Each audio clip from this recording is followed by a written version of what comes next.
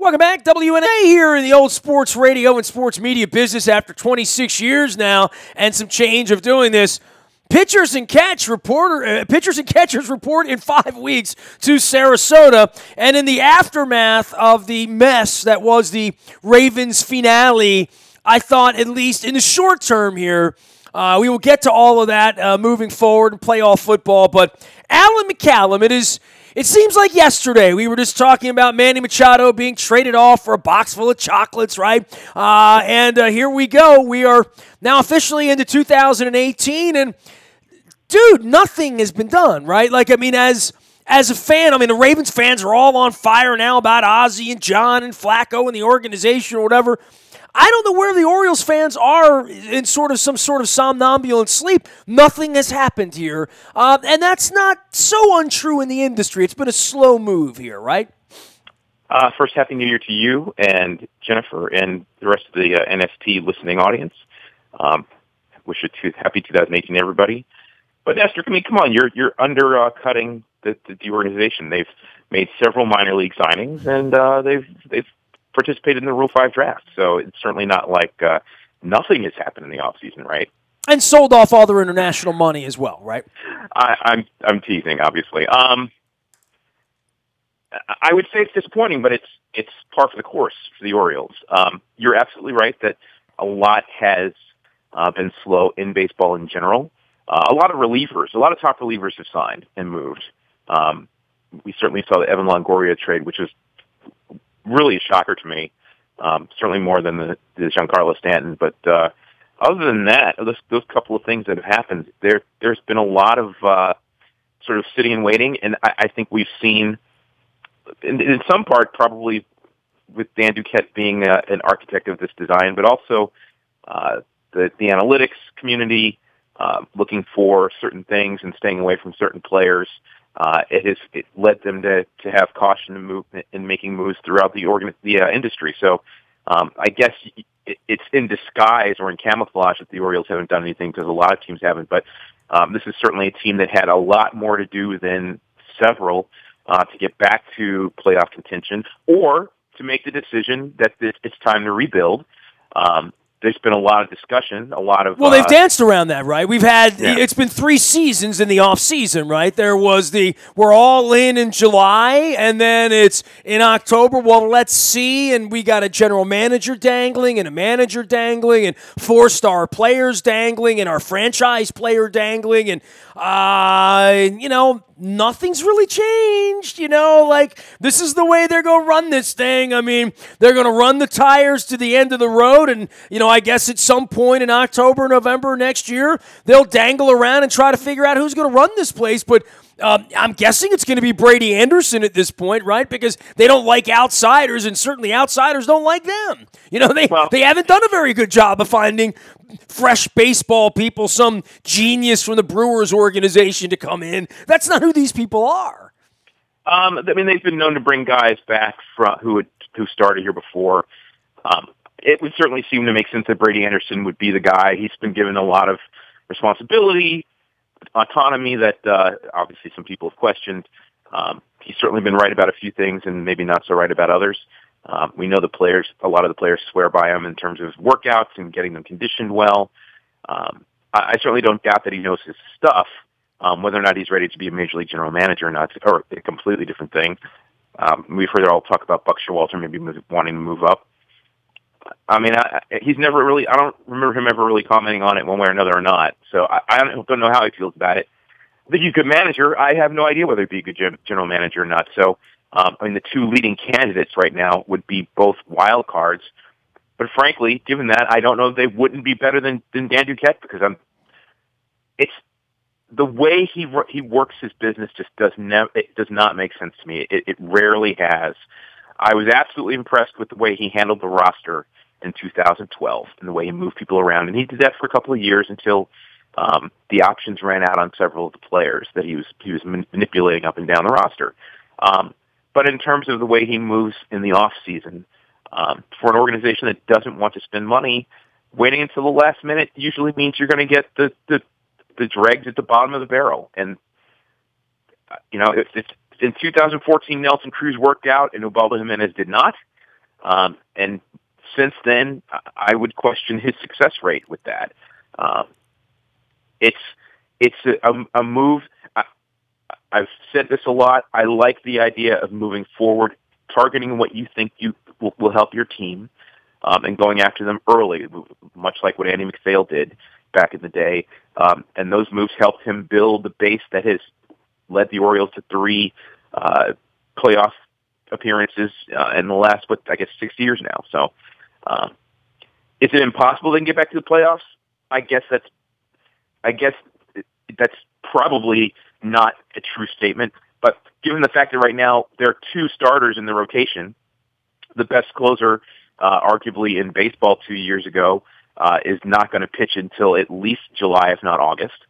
And they have to, at this point, have alienated the player that everyone considers the franchise player by talking about moving him, apparently not entering into negotiations for an extension, although I don't think he would sign it. Well, let's talk about this at length, by the way. Alan McCallum joining us here, of course, our longtime baseball historian and a longtime blogger, one-time insider now like me, an outsider. And, of course, you can find him, Alan, at WNST.net as well. You want to talk some baseball with Alan or some rock and roll and his band and all that good stuff, too. But, Alan, the Machado thing,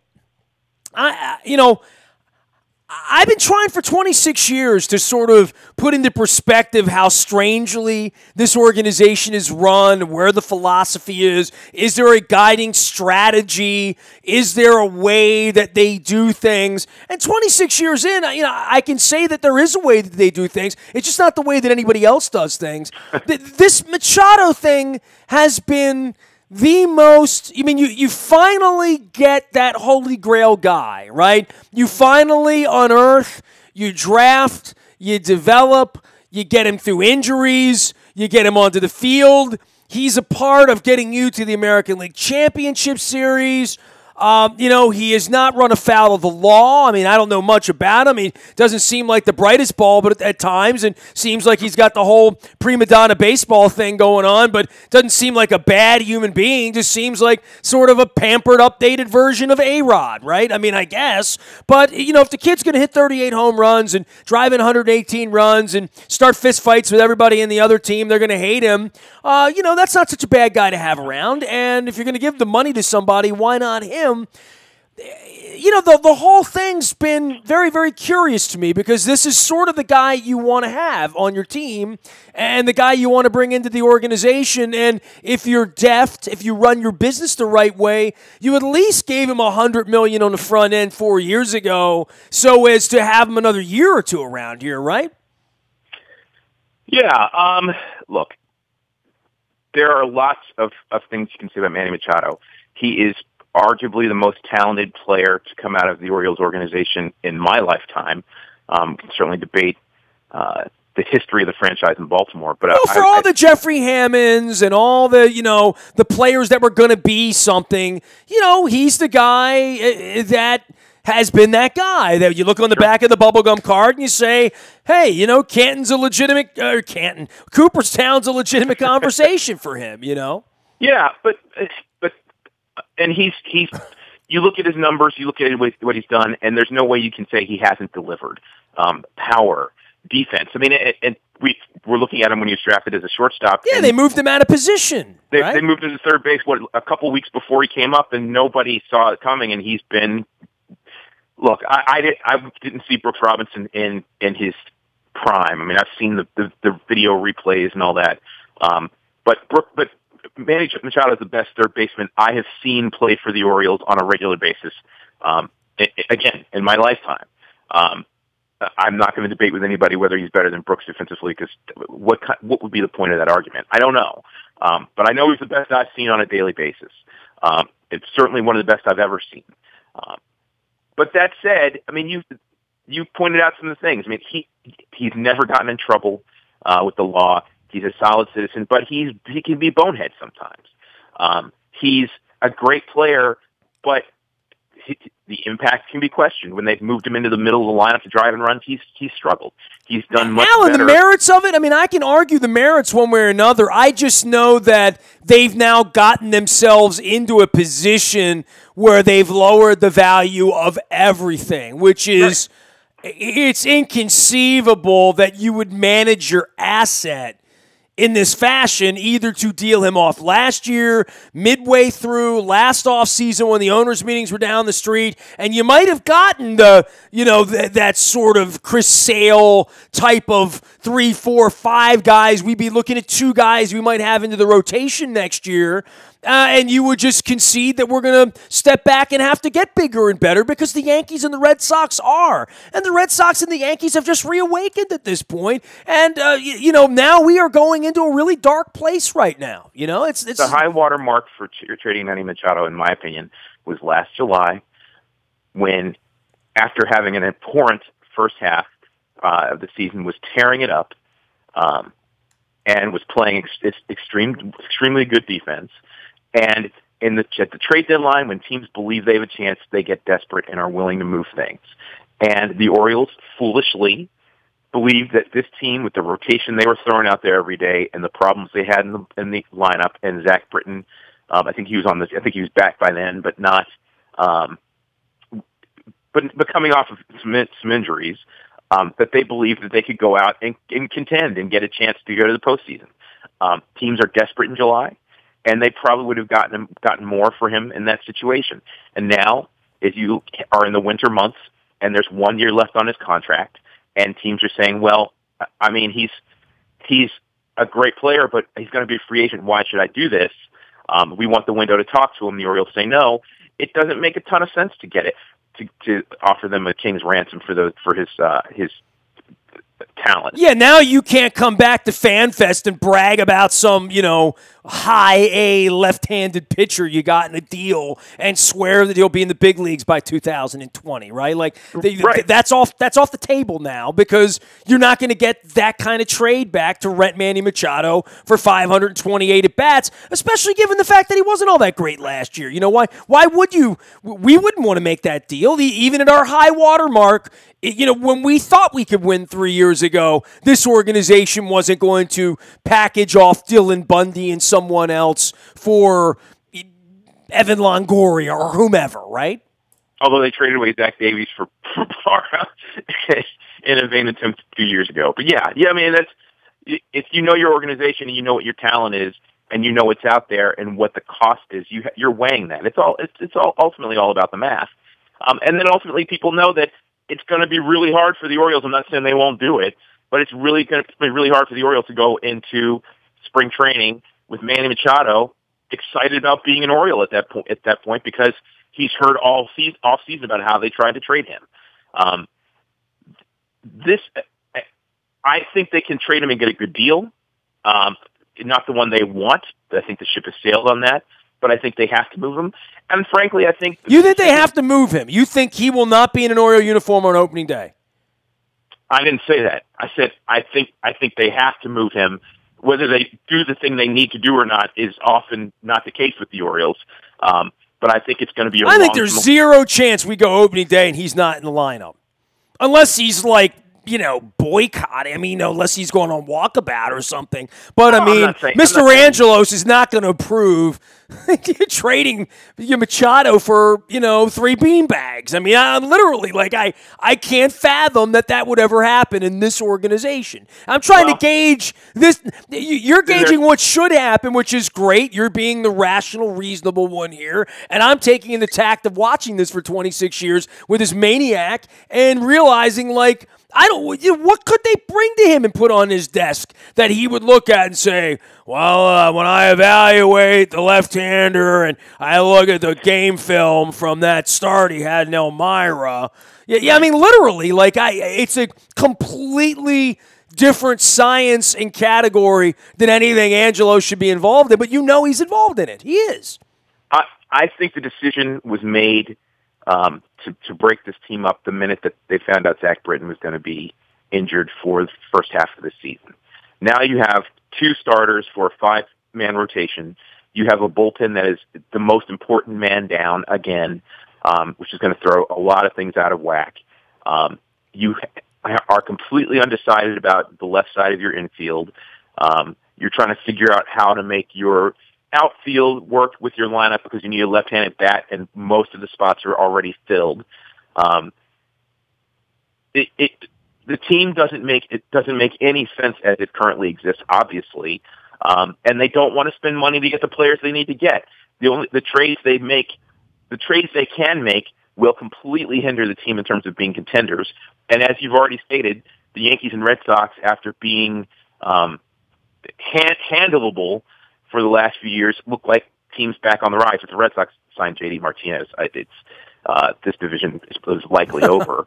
I was very happy that it doesn't look like they're going to sign Hosmer. Hosmer and Martinez in that lineup would have made them a juggernaut, in my opinion. But you're talking about an organization that is trying to make decisions, and the decisions have really already been made for them. If you look at it logically, they need to trade Machado. They need to trade. They need to try to trade Mark Trumbo. They need to try to trade Tim Beckham. They need to trade one of their bullpen arms, either Brock or O'Day. You could probably get more for Brock at this point, so that they can get younger in a division where they're not going to contend this year, whether they think they are or not, unless suddenly $100 million falls out of the sky and they can bank that onto players. They need to restock the farm system, particularly from a pitching standpoint, and they need to the way you go into a 14-year slump of losing is to... And we witnessed this, by the way. We're experts on this. Absolutely. Is to not be proactive in the moment. It's better to trade it off, break it up too soon than too late. Because once it's too late, you have nothing. And you're burned to the ground at that point. People say trade Adam Jones. I understand the value of keeping Adam Jones. I think that he's a productive player. I think that he's a leader. I think he's the kind of guy that can help steady an organization through a rebuild, whether he likes the idea of rebuilding or not. But ultimately, this team, the decisions have already been made. I mean, they're not going after the Alex Cobb. The realities, they're not going after Alex Cobb. They're not going after Jake Arrieta. They're not going after Yu Darvish. Lesser pitchers would be even less likely to come here because they're not going to get paid, and they're going to get their numbers lit up. They can't sign a guy like that. They've never been able to sign a guy that somebody else wanted. And I'll stand behind that for 2 decades. They've never gotten a guy that someone else wanted, period. And part of that is because they don't pay for them. I mean, guys will go anywhere if you give them enough money. And that's why, I mean, you talk about Manny Machado. I mean, part of the reason it doesn't make sense for them in any scenario to sign him is because they would have the Joe Flacco problem that the Ravens have, that he would eat up so much of the payroll, and that for a team that already does not like to spend money, that they're going to be bad through that tenure because they won't upload the payroll much more than that. So it makes all the sense in the world. All the math says trade this guy and trade some other players as well so that you can start to rebuild and get better before you completely fall apart if finishing last and having the worst month we've seen in 6 years in September doesn't qualify as already completely falling apart within the organization. He is Alan McCallum, and Alan at WNST.net. Alan, I'll take a pause, and we'll go back to the purple stuff here momentarily here, but it is pitchers and catchers, and it is always good to have you stop by, even though there really hadn't been much to talk about, right? I mean, there really isn't much of an update on much of an update at this point as we get closer to pitchers and catchers 5 weeks from now. There's not much going on, but this is certainly the time to discuss what they're doing, where they are. I mean, you hear all the people talking about, I don't want them to trade Manny Machado. What a travesty that would be. You hear people saying, it makes sense to trade him. They understand. We talked about this with Matt Wieters and Manny Machado and all the other guys that were promised at one point, bringing them up too early. And I know you used to argue that good organizations say the heck with what happens 6 years from now. Let's get this guy when we can have a chance to win. And they did that with Manny Machado. But I've always said to you, there will be a moment when that player is too expensive or ready to go, and you say, well, I would have liked to have gotten all I could out of him. And quite frankly, Manny is the exception to that rule because they did. The injury. Yeah, they're going to wind up driving him all the way to the end of the road for a draft pick. That's where that's going to wind up, right? It certainly looks. That is certainly one outcome of this scenario. Yeah. This is a guy. I mean, the injuries with the knees. I mean, they were going to happen. I don't think you could have avoided that. But from the moment he came up in 2012, he gave them an opportunity to perform and be successful, and helped get them to the playoffs 3 out of 5 years, albeit in 2014 he was not available for the playoffs because of the injury. Would have been interesting to see with Chris Davis and Manny Machado in that lineup what it would have looked like against the Royals. But they've gotten all they can out of him, and they have a year left. But this is the player that can help get them back on the right track.